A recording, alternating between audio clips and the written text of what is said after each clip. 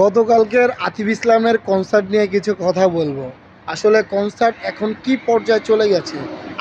আগে যেমন দেখতাম বড় বড় শিল্পীরা যখন গান গাইতো তখন মানুষ খুব সহজেই টিকিট ছাড়া তার গানটা শুনতে যেত। কিন্তু এখন বর্তমানে খুব বিজনেস পরিচালনা হচ্ছে। যখন আপনি বাইরে থেকে একটা শিল্পী আনবেন বা দেশের কোনো শিল্পী দিয়ে গান গাওয়াবেন, কোনো একটা কনসার্টের আয়োজন করবেন, তখন আপনি চিন্তা করবেন আগে প্রফিট, মানে আপনার এখানে টিকিটের একটা বিজনেস থাকতে পারে। তো এই জানি এখানে খরচও আছে, তো সেই অনুযায়ী ঠিক আছে, আপনার খরচ উঠানোর জন্য আপনি টিকিট বিক্রি করে আপনি কনসার্টের আয়োজন করতে পারেন। তো কনসার্ট আয়োজন করবেন ঠিক আছে, কিন্তু কনসার্টের ভিতরে যে কি চলে এই জিনিসটা নিয়ে একটু কথা বলবো। আসলে বর্তমানে আমরা এ যাবৎ কয়েকটা কনসার্টই আমরা দেখলাম রেগুলার, বা গতকালকে, আমি আজকে বলতেছি কনসার্টের পরের দিনের কথা, তো এখন ভিডিও করতেছি। তো কনসার্ট বলতে কি বুঝি? কনসার্ট বলতে গায়করা গান গাইবে, মানুষ সেটা এনজয় করবে। কিন্তু এখনকার বর্তমান পরিস্থিতিতে দেখতেছি একদিকে কনসার্ট চলতেছে, আরেকদিকে তামাশা চলতেছে, অশ্লীলতা চলতেছে। একটা ছেলে একটা মেয়ে দেখবেন খুব সহজেই মানে মাদক সেবন করতেছে, মানে গায়ের সাথে মিশে এমন ভঙ্গিমায় কথা বলতেছে, নাচতেছে বা চলাচল করতেছে, যেগুলো হয়তো খুব বিভ্রান্তি, আর এগুলো ফেসবুকে খুব ভাইরাল।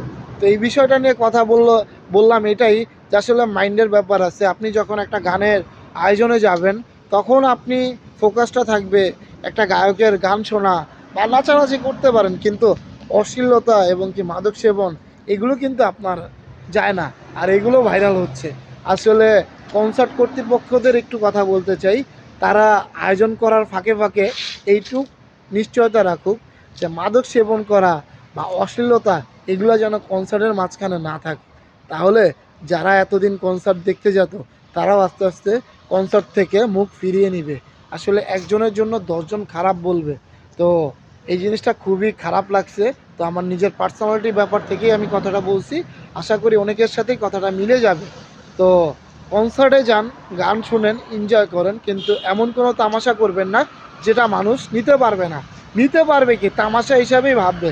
আসলে অশ্লীলতা, কালকে আতিফ ইসলামের গানের মধ্যে কয়টা ভিডিও ভাইরাল হয়েছে, এর মধ্যে কিন্তু সব অশ্লীলতা।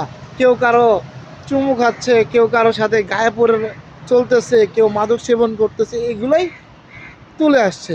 তো এগুলো যেন বিরত থাকে, এই জিনিসটা নিয়ে কথা বললাম। আশা করি আমার মতের সাথে অনেকের মত মিলবে যদি ভিডিওটা শেষ পর্যন্ত দেখেন, আর আপনার মতামত অনুযায়ী একটা কমেন্ট করে যাবেন। আজকের জন্য এই পর্যন্ত, আল্লাহ হাফিজ।